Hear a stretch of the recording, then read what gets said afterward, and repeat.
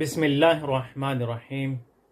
اگر کوئی انسان سو رہا ہو اور روزے کی حالت میں ہو اور سوتے ہوئے میں اس کی منی خارج ہو جائے، احتلام ہو جائے، مجنم ہو جائے، نائٹ فائل ہو جائے، تو کیا اس کا روزہ باطل ہو جائے گا؟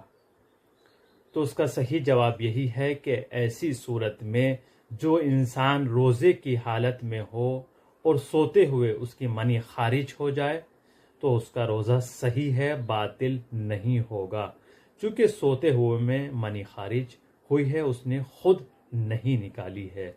لیکن اگر انسان کوئی جان بوجھ کر کوئی ایسا کام کرے جس کی وجہ سے غسل واجب ہو جائے تو اس کا روزہ باطل ہے اور اس کے اوپر کفارہ بھی واجب ہوتا ہے۔